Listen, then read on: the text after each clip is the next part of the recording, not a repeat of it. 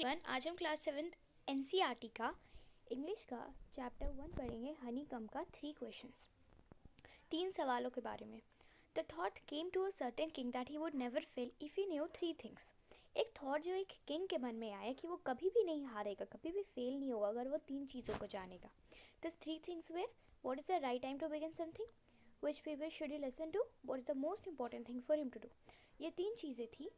क्या सही समय है किसी चीज़ को शुरू करने का, किन लोगों को वो सुने, और कौन सा सबसे ज़रूरी चीज़ है उसके लिए करना।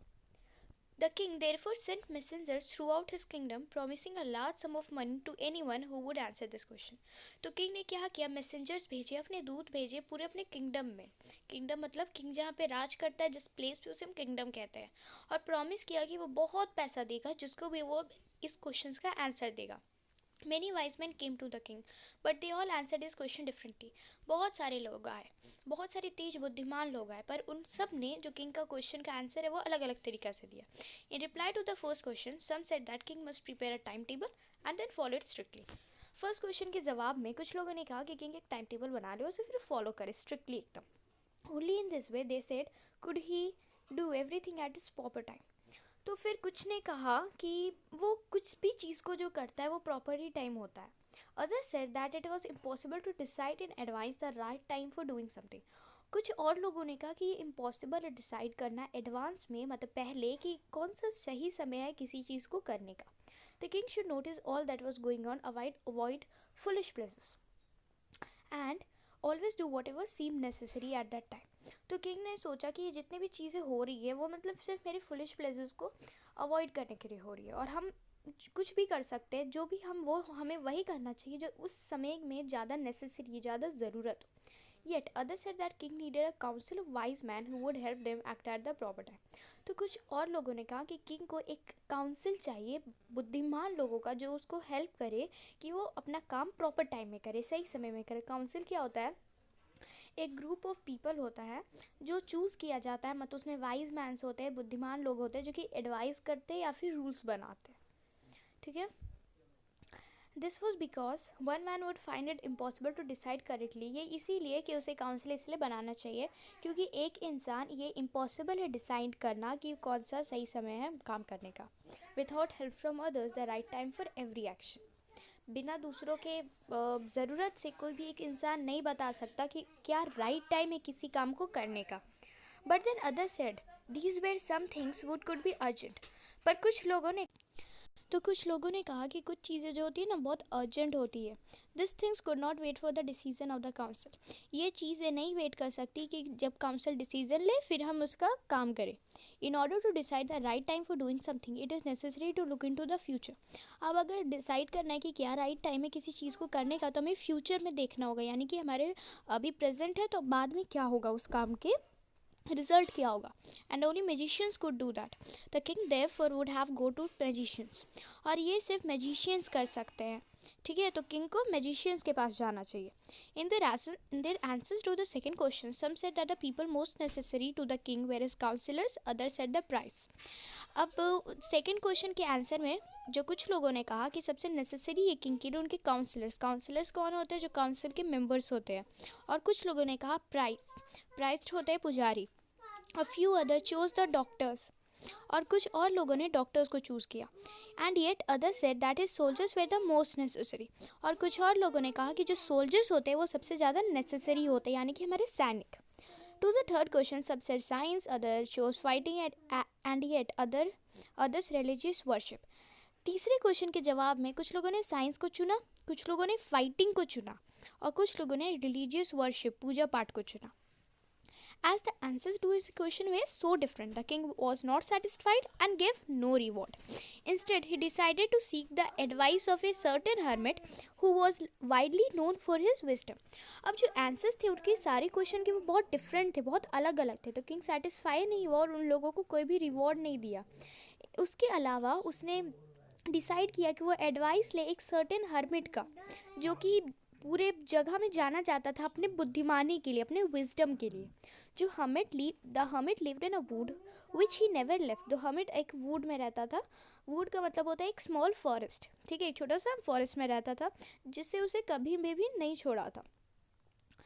he was no one but simple people, and so the king put on ordinary clothes. वो कोई भी नहीं था, बस एक simple people था, ठीक है, और तो इसीलिए जो king ने वो ordinary clothes पहने और normal people की तरह clothes पहने. Before he reached the hermit hut, the king left his horse with his bodyguard and went on alone. अब जैसे ही वो पहुंचता तो king ने हर्मिट के हट पे वो जैसे ही पहुंचता तो किंग ने अपने हॉर्स को छोड़ दिया, अपने घोड़ों को छोड़ दिया और अपने बॉडीगार्ड को छोड़ दिया और अकेला चला गया. As the king came near the hermit's hut, he saw the hermit digging the ground in front of his hut. जैसे ही वो हर्मिट के पास आया किंग, तो उसने देखा कि जो हर्मिट है वो क्या कर रहा है, वो डिग कर रहा है ग्राउंड को, यानी कि ज़मीन में कुछ खोद रहा है अपने हट के सामने, अपने झोपड़ी के सामने. ही greeted the king and continued digging. उसने ग्रीट किया किंग को, मतलब बुलाया, आदर सम्मान किया, थोड़ा ग्रीट किया और फिर कंटिन्यू करने लगा अपना खोदना फिर से. The hermit was old and weak. As he worked he breathed heavily. अब जो हर्मिट था बहुत ओल्ड था, बूढ़ा हो गया था, बहुत वीक था, बहुत ही कमज़ोर हो गया था, तो जैसे ही वो काम करता था बहुत तेज़ सांस लेने लगता था. The king went up to the hermit and said, I have came to your wise hermit to ask you to answer 3 questions. The king ने हर्मिट के पास गया और बोला कि मैं आपके पास आया हूँ बुद्धिमान हर्मिट, कि मैं आपसे 3 सवालों की जवाब जानना चाहता हूँ. How can I learn to do the right time right thing. उसने कहा कि मैं आपके पास आया हूँ बुद्धिमान हर्मिट, आपसे पूछने के लिए 3 सवालों की जवाब. How can I learn to do the right things at the right time. कैसे मैं जानूँगा कि कौन सी सही चीज़ है किसी सही समय को करने के लिए. Who are the people I need most. कौन से लोग हैं जिसे मुझे सबसे ज़्यादा ज़रूरत है. And what affairs are the most important. और कौन से जो अफेयर्स मतलब होता है कुछ चीज़ें या फिर कुछ मैटर्स या फिर कोई बिजनेस जो सबसे ज़्यादा ज़रूरी है मेरे लिए. जो हर्मिट ने किंग को सुना पर कुछ नहीं कहा. He went on digging. वो खोदता रहा. You are tired said the king. King ने कहा कि आप बहुत थक चुके हैं. Let me take the spade and work in your place. मुझे ये स्पेड लेने दो. स्पेड मतलब एक खुरपी टाइप का होता है और आपकी जगह काम करने दो. Thanks said the hermit giving the king his spade. Then he sat down on the ground. Hermit ने कहा शुक्रिया और फिर उसने स्पेड किंग को दे दिया और फिर ग्राउंड में बैठ गया. When the king had dug 2 beds, he stopped and repeated his question. जब किंग ने खोद ली थी 2 बेड्स को. बेड्स का मतलब होता है स्मॉल पैचेस हम बनाते हैं, मतलब छोटे छोटे गड्ढे खोदते हैं प्लांट्स के लिए. तो उसने स्टॉप कर दिया और फिर रिपीट किया अपने सेम क्वेश्चन को. The hermit gave no answer but stood up, stretching out his hand for spade and said, now you rest and let me work. जो हर्मिट ने कोई भी जवाब नहीं दिया, बस उठा, अपने हैंड को स्ट्रेच किया, थोड़ा सीधा किया और स्पेड ले लिया और बोला कि अब आप बैठो, रेस्ट करो और मुझे काम करने दो. But the king did not give him the spade and continued to dig. पर किंग ने उसे स्पेड नहीं दिया, डिग करता रहा. 1 hour passed, then another. The sun went down behind the trees, and at last the king stuck the spade into the ground and said, I came to you, wise man, for an answer to my questions. 1 घंटा बीत गया. फिर जो सन है वो मतलब डूबने ही वाला था, सूरज डूबने ही वाला था, तो किंग ने अपना स्पेड रख दिया, ठीक है, अब ग्राउंड में रख दिया और बोला कि मैं आपके पास आया हूँ बुद्धिमान व्यक्ति, वाइज मैन, अपने जवाबों के, अपने क्वेश्चंस के जवाब पाने के लिए. If you can give me no answer tell me so and I will return home. अगर आप मुझे कोई भी जवाब नहीं देने वाले हो तो मुझे बता दो, मैं अपना घर वापस चला जाऊँगा.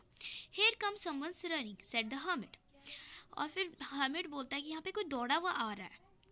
अब हमारा पार्ट 2 स्टार्ट हो जाता है. The king turned round and saw a bearded man running towards them.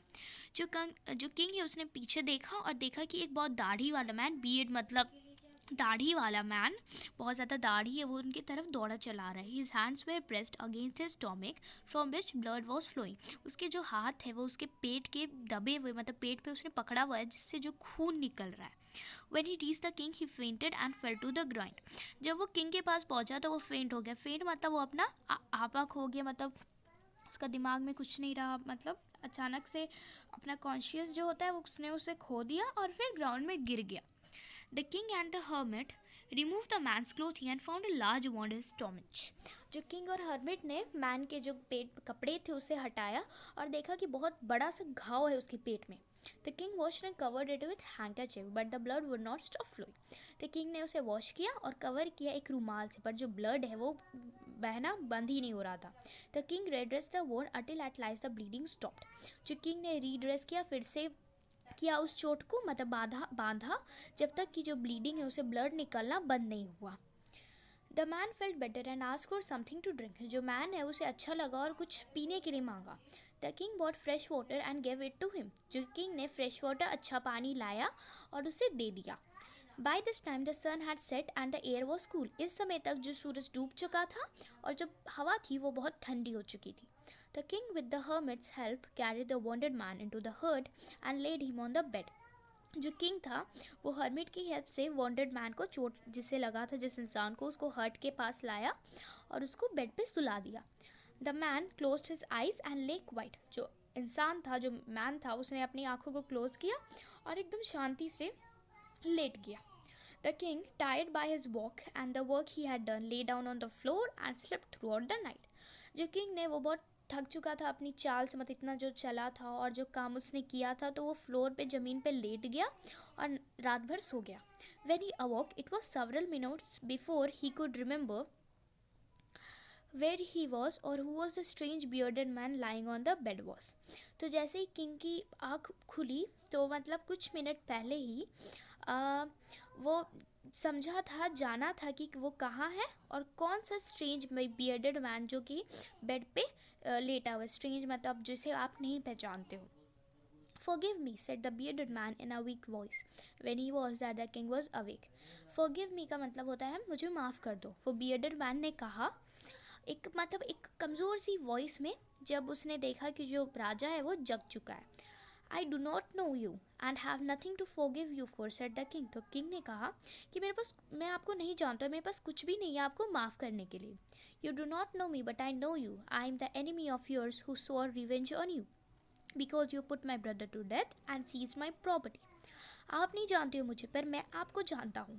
मैं आपका एनिमी हूँ, यानी कि मैं आपका दुश्मन हूँ, जो आपसे रिवेंज लेने आया, बदला लेने आया, क्योंकि आपने मेरे भाई को मार दिया और मेरी प्रॉपर्टी को सीज कर लिया, हड़प लिया. और ये I knew you had gone alone to see that the hermit, and I made up my mind to kill you on your way home. मुझे पता चला कि आप अकेले गए हर्मिट के पास, तो मैंने सोच लिया कि मैं आपको मार दूंगा जब आप अपने घर को वापस आओगे. But the day passed and you did not return. पर जो दिन है वो बीत गया और आप वापस नहीं आए. So I left my hiding place and I came upon your bodyguard who recognised me and wounded me. तो मैंने अपना छुपने वाला जगह छोड़ दिया और आपके पास आ ही रहा था, तो आपके बॉडी गार्ड ने मुझे देख लिया और ये चोट मुझे दे दी, मुझे पहचान लिया. आई escaped from you, but I should have died if you have not dressed my wounds. मैं वहाँ से तो किसी तरह भाग गया, पर मैं मर जाता अगर आप मेरे चोटों को फिर से अच्छा से ड्रेस नहीं करते, उसकी मलहम पट्टी नहीं करते. I wish to kill you and you have saved my life. Now if I leave I will serve you as your most faithful servant. I will order my sons to do the same. Forgive me. मैंने चाहा आपको मारना, लेकिन आपने तो मेरी ज़िंदगी बचा दी. अब अगर मैं बचूंगा तो मैं आपको सर्व करूंगा, यानी कि मैं आपके प्रति काम करूंगा सबसे ज़्यादा फेथफुल, मतलब सबसे सच्चा नौकर बन के, और अपने बेटों को भी ऑर्डर करूंगा कि वो भी यही करे. Forgive me, मुझे माफ़ कर दो. The king was very happy to have made peace with his enemy so easily and have won him over as a friend. जो किंग था वो बहुत खुश था क्योंकि उसने शांति से अपने दुश्मन से मतलब बहुत हैप्पी था क्योंकि उसने शांति बना ली अपने दुश्मन से बहुत ईजीली और उसको एक दोस्त की तरह जीत लिया. He not only forgave him but said he would send his servants and his own doctor to look after him, and he promised to give back the man his property. King ने सिर्फ उसे माफ़ी नहीं किया बल्कि अपने बोला कि मैं प्रॉमिस किया कि मैं अपने नौकरों को भेजूंगा और अपने खुद के डॉक्टर्स को भेजूंगा आपका ध्यान रखने, और ये भी प्रॉमिस किया कि वो अपना प्रॉपर्टी जो है उस मैन को वापस कर देगा. Leaving the bounded man, the king went out of the heard and look down for the hermit. Bounded man को छोड़ के जो किंग है वो हट के बाहर चल गया और हर्मिट को ढूंढने लगा. Before going away he wished once more to get answers to his question. जाने के पहले वो चाहता था कि एक बार वो उन सवालों के जवाब जान ले. The hermit was on his knees, sowing seeds in the beds that had been dug the day before. जो hermit था वो अपने घुटनों पे था और जो seeds है उसे मतलब जो बेड्स उसने एक दिन पहले खोदे थे उसमें वो सीड्स को डाल रहा था, सो कर रहा था. The king went up to the hermit and said, "For the last time, I beg you to answer my questions, wise man." जो किंग है वो hermit के पास गया और कहा, एक आखिरी बार मैं आपसे बेग करता हूँ, मतलब मांगता हूँ, ठीक है, कि आप फिर से आंसर दे दें मेरे क्वेश्चंस का, बुद्धिमान व्यक्ति. "You have already been answered," said the hermit, still bending down to the ground and looking up at the king as he stood before him. तो hermit ने कहा, आपको तो सवालों का जवाब मिल ही चुका है. अपने वो जब ग्राउंड में बैठा हुआ था, bending down on the ground, वैसे ही वो कहा और किंग को देखते ही ये जवाब दिया. How have I been answered, what do you mean? तो किंग ने कहा कि मुझे कैसे जवाब मिल चुका है, आपका क्या मतलब है?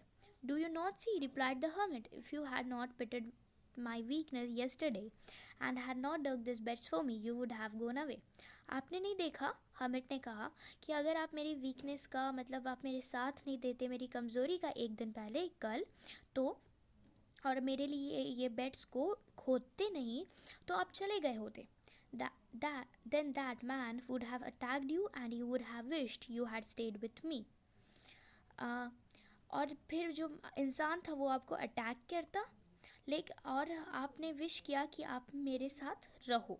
सो the most important time was when you were digging the beds. तो सबसे ज़रूरी समय वो था जब आप वो बेड्स को डिग कर रहे थे, खोद रहे थे. And I was the most important man and to do me good was your most important business. और मैं जो था सबसे ज़रूरी इंसान था और मेरे लिए सही करना आपका सबसे इम्पॉर्टेंट बिजनेस था. Afterwards, when the man ran to us, the most important time was when you was caring for him.